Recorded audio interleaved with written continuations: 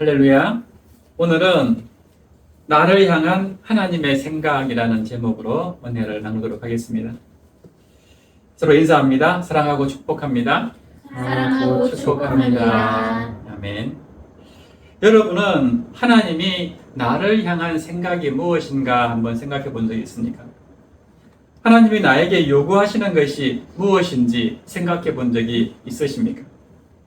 많은 사람들이요, 하나님을 믿으면서도 하나님이 나에게 어떤 생각을 가지고 있는가, 여기에 대해서는 별로 고민하지 않습니다. 하나님께 요구는 많이 하면서도 하나님이 나에게 요구하시는 것이 무엇인가에 대해서는 생각해 보지 않습니다. 이스라엘 백성들이 대표적으로 그렇게 신앙생활을 했습니다. 이스라엘 백성들에게 하나님이 율법을 주신 것은 하나님의 생각과 또 하나님이 이스라엘에게 요구하는 것이 무엇인지를 깨닫고 그 깨달음대로 살게 하려고 주신 것이었습니다. 그러나 이스라엘 백성들은 전혀 이 하나님의 뜻과 요구를 알려고 하지 않았습니다. 오히려 하나님의 뜻과 정반대의 길을 걸어갔습니다. 이렇게 무지한 백성들에게 오늘 또 예레미야 선지자는 그 하나님의 뜻을 알리기 위해서 하나님의 말씀을 전하고 있습니다. 특히 바벨론에 이미 포로로 끌려간 자들에게 하나님의 뜻을 전하는 편지를 썼습니다. 그러나 백성들은 예레미야 선지자의 말보다는 거짓 선지자들의 말을 더 믿고 따랐습니다. 사랑하는 여러분, 하나님이 우리에게 향하신 뜻과 요구가 어디에 있습니까? 성경 말씀 속에 다 기록되어 있습니다. 오늘 본문 말씀에도 보면은 하나님이 우리에게 요구하시는 것이 무엇인지 다 기록되어 있습니다. 그러므로 우리 함께 본문 말씀을 묵상하면서 하나님이 과연 나에게 원하시는 것이 무엇인지, 내가 어떤 삶을 살기를 원하시는지를 함께 보면서 은혜를 나누기를 원합니다. 예레미야 29장은 하나님께서 예레미야 선지자를 통해서 바벨론의 포로로 잡혀가 있는 백성들에게 전하는 말씀이 기록되어 있습니다. 또 예루살렘에 남아있는 백성들에게도 말씀을 전하고, 그리고 거짓 선지자들에게도 하나님의 말씀을 전하고 있습니다. 오늘 아침에 보았던 1절부터 14절까지 내용이 바벨론의 포로로 잡혀가 있는 백성들에게 전했던 하나님의 말씀이었고요. 오늘 본문에 나오는 15절부터 19절까지는 예루살렘에 남아있는 백성들에게 전하는 말씀입니다. 그리고 20절부터 마지막 32절까지는 거짓 선지자들에 대한 하나님의 말씀을 전하고 있습니다. 바벨론에 포로로 잡혀가 있던 그 백성들에게 하나님께서 하신 말씀이 무엇이었습니까? 아침에 보았지만은 바벨론 땅에 집을 짓고 그 땅에 정착해 살면서 70년의 기한이 차기까지 회개하면서 지내라 하는 것이었습니다. 그 기간 동안에 절대 거짓 예언을 믿지 말고 온 마음을 다해서 하나님을 찾으라라고 말씀하셨습니다. 특히 12절과 13절에 보시면은 너희가 내게 부르짖으며 내게 와서 기도하면 내가 너희들의 기도를 들을 것이요 너희가 온 마음으로 나를 구하면 나를 찾을 것이요 나를 만나리라 라고 말씀하셨습니다. 그렇습니다. 우리가 하나님께 나아가서 기도하면은 하나님의 뜻을 알 수가 있습니다.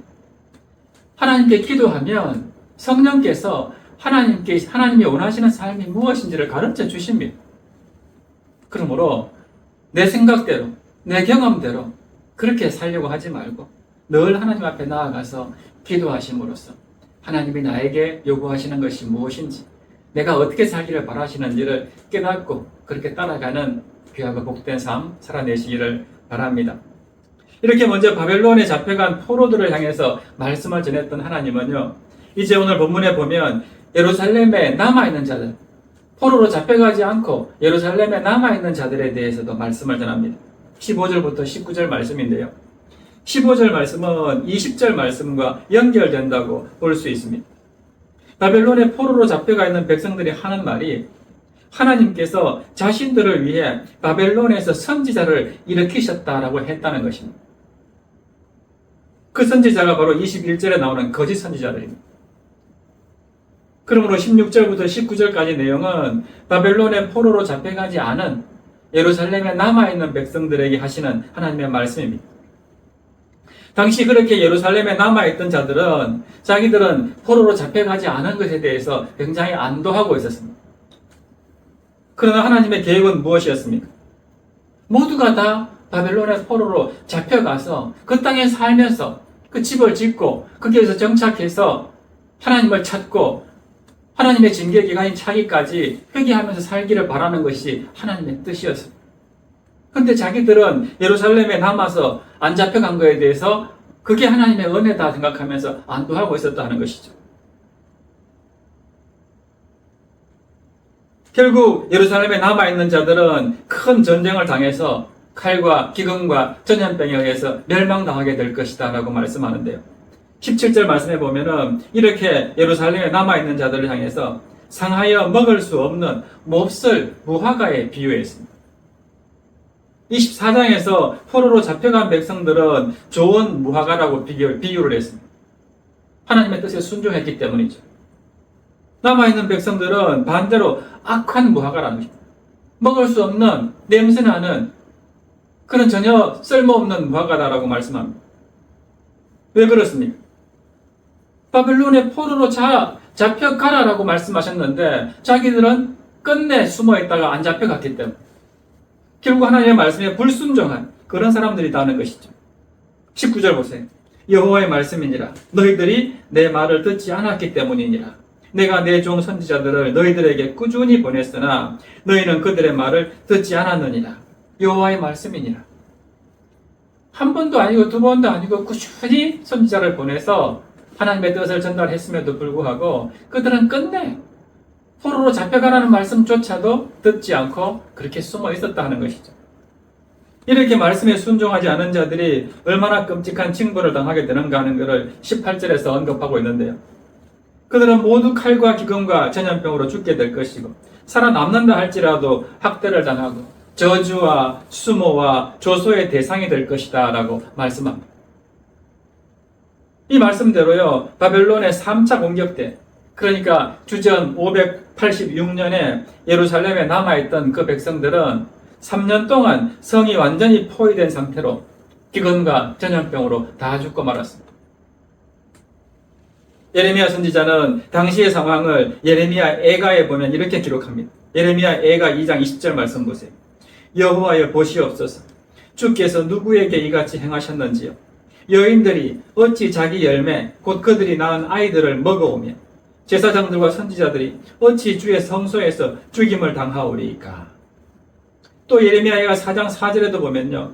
젖먹이가 목말라서 혀가 입천장에 붙음이요. 어린 아이들이 떡을 구하나 떼어줄 사람이 없도다 라고 말합니다. 먹을 게 없어서 자기 아이를 잡아먹을 정도로 그렇게 심한 기근에 찌들었다는 것을 말씀해주고 있습니다. 이런 비참함을 왜 당하는 것입니까? 하나님의 말씀을 끝내 듣지 않았기 때문에 그렇습니다. 참선지자를 통해서 주신 하나님의 말씀은 외면하고 예루살렘 성전이 있는 이 유다는 결코 망하지 않는다는 그 거짓 선지자들의 말만 믿었고 그렇게 따랐기 때문입니다. 우리가 마지막 시대에 무엇을 보고 듣는다는 것은 정말 중요합니다. 요한계시록에 보면요. 듣는다 하는 말이 35번 기록이 되어 있고 본다 하는 말이 72번 기록되어 있습니다. 특히 귀 있는 자는 성령이 교회들에게 하시는 말씀을 들을지어다 하는 말씀이 많이 나오는데 이 말씀은 영적인 귀가 있는 자는 성령이 너희에게 하시는 말씀을 들으라 하는 것입니다. 우리는 육신의 귀로 하나님의 말씀을 얼마든지 들을 수 있습니다. 그런데 이 육적인 귀로는 그렇게 들은 하나님의 말씀은 잠깐 우리의 감정으로는 변화가 있을 수 있습니다. 느낌은 달라질 수 있을지 몰라도 영적인 변화는 기대할 수가 없습니다. 듣고 맙니다. 남유다 백성들에게 예레미야 선지자가 전하는 말씀이 안 들렸겠습니까? 다 들었습니다. 그렇게 다 들었지만은 영적으로 전해지는 하나님의 음성은 듣지 못한 것입니다. 말씀을 전하는 자도 중요하지만요, 말씀을 듣는 자도 굉장히 중요합니다. 예수님은 이 말씀을 듣는 것에 대해서 마태복음 13장에 보면 우리가 잘 아는 4가지 밭의 비유로서 말씀해 주셨습니다. 길가밭, 돌밭, 가시떨기밭 같은 마음 상태에서는 그 어떤 것도 얻을 수 없다라고 말씀하셨습니다. 반면에 옥토밭에 뿌려진 씨는 30배, 60배, 100배의 결실을 맺게 된다라고 말씀하셨죠. 옥토밭이 무엇입니까? 하나님 앞에 나의 죄를 철저히 회개하고 돌이킨 심령을 말합니다. 우리가 아무리 좋은 식당에 가서 비싼 음식을 먹는다 하더라도요, 그 음식을 소화시키지를 못한다면은 그거는 우리 몸에 아무 도움이 안 됩니다. 이스라엘 백성들이 70년 후에 바벨론에서 돌아와서 제일 먼저 한 것이 무엇이었습니까? 제사장 에스라를 중심으로 남녀노소 할 것 없이 모든 백성이 하나님의 성전 앞에 엎드려서 회개하면서 통곡했습니다. 오늘 이 시대에도 믿는 자들이 타락하는 것은 자신들의 죄를 인정하지 않고 회개하지 않기 때문에 그렇습니다. 또한 철저히 회개했다 하더라도 그 회개한 심령 안에 살아계신 하나님의 말씀으로 채우지 못하기 때문에 능력 있는 그리스도인이 되지 못하는 것입니다. 히브리서 4장 12절 말씀 보세요. 하나님의 말씀은 살아있고 활력이 있어 좌우의 날선 어떤 검보다도 예리하여 혼과 영과 및 관절과 골수를 찔러 쪼개기까지 하며 또 마음의 생각과 뜻을 판단하나니라고 합니다. 하나님의 말씀은 지금도 두 날 가진 예리한 검으로 우리에게 이 시간 임하고 있습니다. 그 하나님의 예리한 검과 같은 말씀이 우리 마음판에 찔려지면 어떻게 될까요? 요한복음 5장 25절 보세요. 진실로 진실로 너희에게 이르노니 죽은 자들이 하나님 아들의 음성을 들을 때가 오나니 곧 이때라. 듣는 자는 뭐라 합니까? 살아나리라. 아멘. 진실로 그 예리한 검과 같은 하나님의 말씀이 마음판에 꽂히는 사람, 그렇게 영적인 음성을 듣게 되는 사람은 그 영혼이 살아난다라고 말씀합니다. 그러한 역사가 우리 모두에게 있기를 예수 그리스도의 이름으로 축원합니다. 그런가 하면 오늘 본문은 이제 거짓 선지자들에 대해서도 말씀을 선포하는데요. 이제 20절 이하 마지막 32절까지 내용입니다. 바벨론의 포로로 잡혀가 있는 이 남유다 백성들은 거짓 선지자들의 말을 들으면서 어떤 생각을 했을까요? 15절 말씀 보세요. 여호와께서 우리를 위하여 바벨론에서 선지자를 일으키셨느니라. 뭐라고 합니까? 하나님께서 바벨론의 포로로 잡혀가 있는 자기들을 구원하기 위해서 선지자들을 일으켜서 보내셨다라고 그렇게 믿고 있습니다. 이 선지자는 누굽니까? 거짓 선지자. 하나님께서 바벨론에 있는 자기들을 빨리 지금 다시 회복시켜가지고 돌아오도록 하기 위해서 이 땅에 이런 선지자들을 많이 보내셨다라고 믿고 있다는 것입니다. 이렇게 자기 생각이 곧 하나님의 생각이다라고 착각하는 것이 우리 신앙에 있어서 굉장히 위험한 요소입니다. 이것처럼 위험한 생각은 없습니다. 그런데 오늘날에도 많은 사람들이 이런 무서운 생각을 하면서 신앙생활을 하고 있고 심지어 주의 종노릇하는 그런 분들도 있습니다. 왜 이들의 생각이 잘못되었습니까? 하나님의 말씀과 정반대이기 때문에 그렇습니다. 우리 생각의 기준은 나에게 있는 것이 아닙니다. 내 생각과 내 경험이 그 기준이 되어서는 안 됩니다. 어떤 유명한 사람의 말에 휘둘려서도 안 됩니다. 우리 생각의 모든 기준은 오직 하나님의 말씀에 두어야 됩니다. 하나님의 말씀에 맞지 않으면은 그 어떤 기준도 잘못이고 무서운 생각이다 하는 것을 명심해야 됩니다. 우리가 늘 이야기하지만은 동성애를 그 동성 간에 사랑하는 사람들 입장에서 보면은 얼마든지 용납할 수 있고 뭐 이해해 줄 수 있다고 생각할 수 있습니다. 그러나 그걸 왜 우리가 싫어하고 미워합니까? 성경에 분명히 그렇게 하면 죄다라고 말씀하고 있기 때문에 그렇습니다. 그렇기 때문에 모든 선악의 판단 기준을 우리가 하나님의 말씀인 이 성경에 둬야 되는 것이지 세상적인 문화나 가치에 두게 되면은 그 순간 우리는 하나님으로부터 멀어지게 되는 것입니다. 굉장히 무서운 생각에 빠질 수 있다는 것이죠. 21절에 보면은 예레미야 당시에 포로민들 가운데서 활동했던 거짓 선지자들의 이름을 지적하고 있는데요. 그 대표자가 누굽니까? 골라야의 아들 아합과 마아세야의 아들 시드기야라고 말씀하고 있습니다. 흥미로운 것은요, 이 사람들의 이름 아합과 시드기야 많이 들어봤을 것입니다. 바로 남북 왕조의 대표적인 악한 왕의 이름과 같습니다. 이들은 하나님의 보내심을 받지 않았으면서도 하나님이 보내신 그런 참 선지자인 것처럼 그렇게 활동했습니다. 그래서 하나님께 말씀을 받은 일이 없음에도 불구하고 여호와 하나님의 이름으로 바벨론은 이제 곧 멸망할 것이고 포로로 잡혀가 있는 사람들은 얼마 안 있으면 바로 귀환할 것이다 라고 그렇게 예언했던 것입니다. 이렇게 그들은 거짓 예언만 했던 게 아니고요. 그들의 생활도 아주 부도덕하고 악했다라고 기록하고 있습니다. 23절 보세요. 그들은 이웃의 아내와 간통하는 죄악을 저지를 만큼 그렇게 방탕했다라고 기록하고 있습니다. 그래서 22절에 보면은 하나님은 그들이 바벨론 왕에 잡혀 불살라 죽임을 당하게 될 것이다 라고 말씀합니다. 예수님은 거짓을 구별하는 방법을 열매를 보고 분별하라고 했습니다. 마태복음 7장 15절부터 20절 말씀 보세요. 거짓 선지자들을 삼가라. 양의 옷을 입고 너희에게 나아오나 속에는 노략질하는 일이라. 그들의 열매로 그들을 알지니 가시나무에서 포도를 또는 엉겅퀴에서 무화과를 따겠느냐. 이와 같이 좋은 나무마다 아름다운 열매를 맺고 못된 나무가 나쁜 열매를 맺나니 좋은 나무가 나쁜 열매를 맺을 수 없고 못된 나무가 아름다운 열매를 맺을 수 없느니라. 아름다운 열매를 맺지 아니하는 나무마다 찍혀 불에 던져지느니라. 이러므로 그들의 열매로 그들을 알리라. 아멘. 거짓의 특징 중에 하나는 말과 행동이 다르다는 것입니다. 말은 번지르르하게 정말 잘하는데요. 그들의 삶을 보면, 행동을 보면은 그 말과 전혀 다른 삶을 살게 된다는 것입니다. 한 입으로 두 말을 하고 행동과 말이 일치가 되지 않다면은 우리는 이 사람이 정말 참된 그리스도인인가, 참된 선지자인가 하는 것을 생각해 보아야 됩니다. 사탄을 상징하는 뱀의 특징 중에 하나가요. 뱀은 혀가 두 개입니다. 그래서 뱀을 자세히 보면요, 이 두 개의 혀를 앞으로 꺼내서 한시도 쉬지 않고 계속 낼름거리는 것을 볼 수가 있습니다. 뭘 의미합니까? 그렇게 말 많고 행동 다른 사람을 조심해야 된다는 것입니다.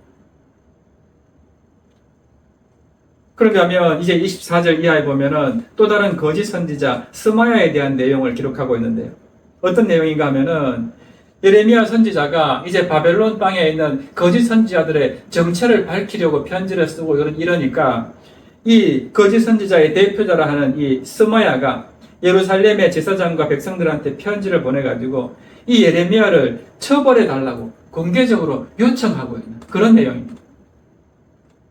스마야가 자신의 이름으로 예루살렘 교회에 편지를 보냈다는 것은요, 그가 포로민들 가운데에서 상당히 영향력이 있는 선지자였다는 것을 암시하고 있습니다. 이렇게 거짓 선지자 스마야가 보낸 편지를 받은 스마야가 어떤 인물인가 하면은 당시 예루살렘 성전 질서와 경비에 대한 모든 책임을 맡은 아주 유력한 제사장이었습니다. 거짓 선지자 스마야는 이 스바냐 제사장에게 하나님의 성전 감독자로 당신의 소임을 다하라라고 말합니다. 무슨 말입니까? 하나님의 성전을 관리하는 그 당신의 직분으로 예레미야가 이런 거짓말을 하고 있는데 왜 똑바로 단속하지 못하느냐 하는 것입니다. 왜 그런 자를 가만히 놓아두느냐라고 이야기하는 것입니다. 그래서 26절에 보면은 이 스마야가 예레미야를 뭐라고 표현합니까? 예레미야를 향해서 미친 자라고 표현합니다. 목에 쇠고랑을 채워서 감금하라고 얘기합니다. 그런데 이 제사장 스바냐는 예레미야 선지자가 참 선지자라고 믿던 사람이었습니다. 29절 30절 말씀이 그것을 증거해 주는데요. 제사장 스바냐가 이제 거짓 선지자 스마야가 보낸 편지를 예레미야 선지자한테 읽어주는데 그때 하나님의 말씀이 예레미야에게 다시 임했다라고 말씀합니다. 어떤 말씀입니까? 하나님은 예레미야 선지자에게 바벨론에 있는 포로들에게 다시 편지할 것을 명령했는데 그 내용은 스마야의 거짓된 정체를 밝히고 그리고 그 스마야에게 하나님의 심판이 임할 것이다 하는 내용이었습니다. 31절 후반부 말씀 보세요. 하나님은 스마야에게 그 스마야의 예언이 거짓이라고 분명하게 밝힙니다. 내가 그를 보내지 아니하였거늘 스마야가 너희에게 예언하고 너희에게 거짓을 믿게 하였도다. 하나님께 직접 스마야는 거짓 선지자라고 말씀하십니다. 32절도 보세요. 거짓 선지자 스마야 자신만 심판받는 게 아니라 그의 자손까지 하나님께서 심판하시겠다고 말씀합니다. 그러면서 뭐라 합니까? 내가 내 백성에게 행하려 하는 복된 일을 그가 보지 못하리라 라고 말씀합니다. 이제 스마야는 바벨론에서 돌아오지 못할 것입니다. 70년이 차면은 다 하나님이 말씀대로 다시 예루살렘으로 돌아오겠지만 스마야는 그 복된 일을 보지 못할 것입니다.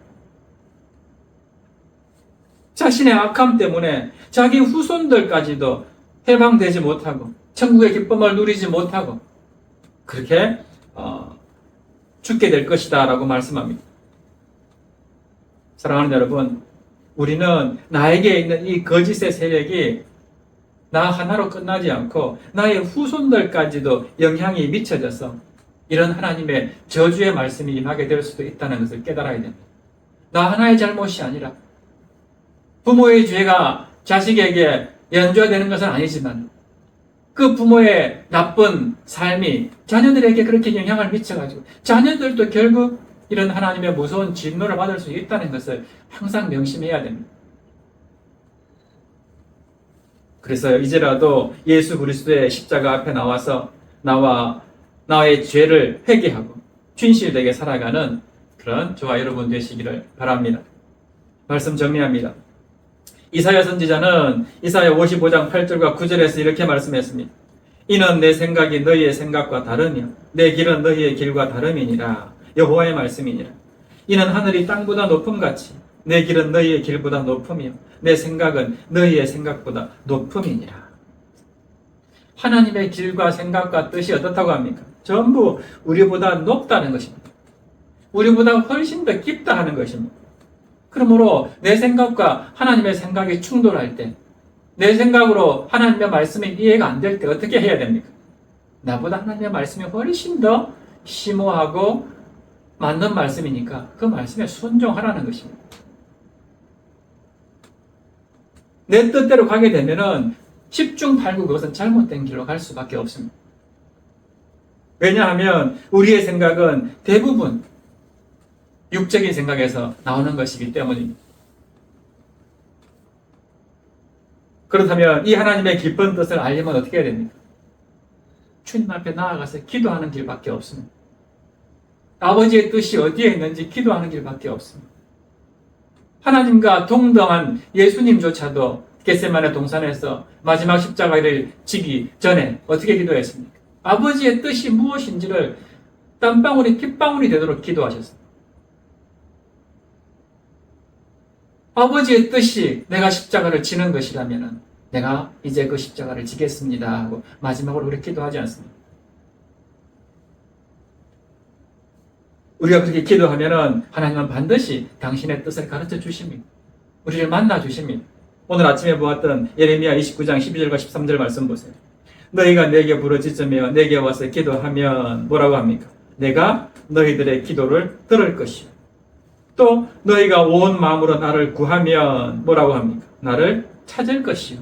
나를 만나리라. 우리가 하나님 앞에 기도하면 하나님 다 들어주시겠다는 거예요. 하나님을 찾고 찾으면은 내가 너를 만나줄 것이다 라고 말씀합니다. 제가 한 말씀이 아닙니다. 하나님께서 직접 예레미야를 통해서 말씀하신 것입니다. 기도하게 되면 이런 육적인 생각들이 다 물러가고 하나님의 뜻을 알게 됩니다. 하나님이 여러분 한 사람 한 사람을 향해서 어떤 생각을 가지고 있는지를 가르쳐 주십니다. 그런데 기도하지 않게 되면 순식간에 내가 원하는 삶으로 빠져들어갑니다. 내가 좋아하는 것을 구하게 되는 것이죠. 그래서 사도 바울도 로마서 8장 5절 이하에 보면 이렇게 말씀합니다. 육신을 따르는 자는 육신의 일을, 영을 따르는 자는 영의 일을 생각하나니 육신의 생각은 사망이요 영의 생각은 생명과 평안이니라. 육신의 생각은 하나님과 원수가 되나니 이는 하나님의 법에 굴복하지 아니할 뿐 아니라 할 수도 없음이라. 육신에 있는 자들은 하나님을 기쁘시게 할 수 없느니라. 아멘.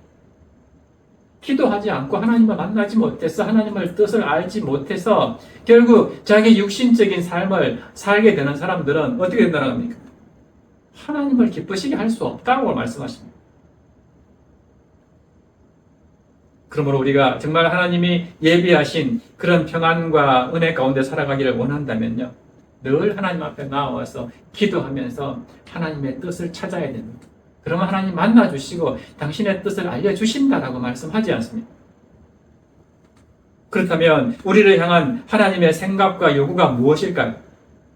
다 성경에 기록되어 있다고 오늘 서두에 말씀드렸는데 신명기 10장 12절과 13절에 보면은 이 물음에 대한 대답을 분명하게 밝히고 있습니다. 이스라엘아, 내 하나님 여호와께서 내게 요구하시는 것이 무엇이냐? 그 다음에 뭐라 합니까? 곧 내 하나님 여호와를 경외하며 그의 모든 도를 행하고 그를 사랑하며 마음을 다하고 뜻을 다하여 내 하나님 여호와를 섬기고 내가 오늘 내 행복을 위하여 내게 명하는 여호와의 명령과 규례를 지킬 것이 아니냐. 이게 하나님이 우리에게 요구하시는 그런 생각과 삶이라는 것입니다. 5가지로 얘기하는데, 첫째는 하나님을 경외하는 것, 둘째는 하나님의 도를 행하며 살아가는 것, 하나님의 말씀대로 행하며 살아가는 것, 세 번째는 하나님을 사랑하며 사는 것, 네 번째는 마음과 뜻을 다해서 하나님을 섬기는 것, 다섯째는 하나님은 내가 그렇게 해서 행복한 자가 되기를 원하신다라고 말씀합니다. 이 5가지를 한마디로 요약해서 말한다면요, 바로 예수 그리스도의 신앙으로 살아가기를 원하신다 하는 것입니다.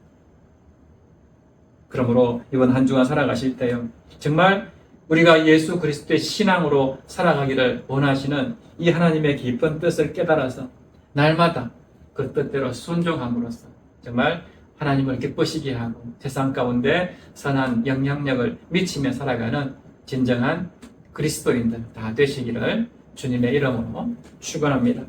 그래서 이 시간 우리 함께 찬양할 때에 하나님께서 우리에게 원하시는 삶이 무엇인지, 정말 하나님은 내가 어떤 삶을 살기를 원하시는지를 생각하면서 우리 하나님이시여 함께 찬양하고 기도했으면 좋겠습니다.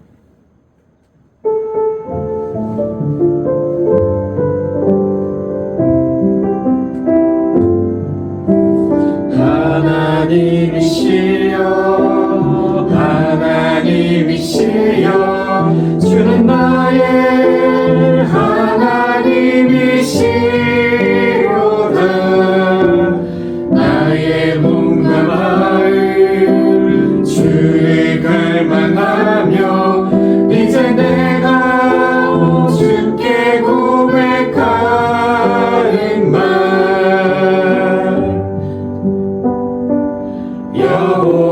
여호와는 나의 이지요 여호와는 나의 구원이시니 내가 누구를 두려워하리요. 여호와는 생명의 피난처시니 주의 인자가 생명보다 나음으로 내 입술이 여호와를 찬양하리. 내 평생에 주를 찬양하며 주의 이름으로 내 손 들리라. 하나님이시여 하나님이시여 주는 나의 하나님이시로다. 나의 몸과 마음 주를 갈망하며 이제 내가 주께 고백하는 말,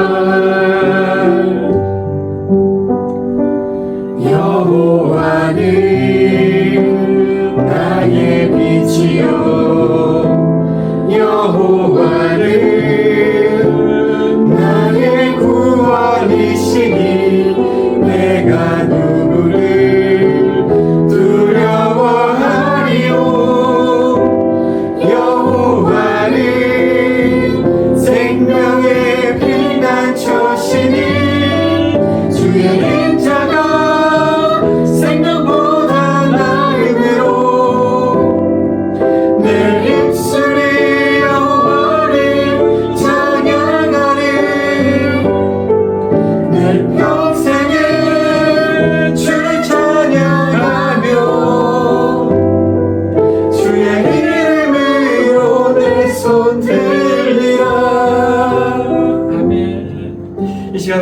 기도하기를 원합니다. 우리를 향한 하나님의 생각과 요구는 우리가 오직 하나님만 섬기고 오직 하나님만 사랑하면서 하나님의 말씀대로 사는 것이라고 말씀합니다.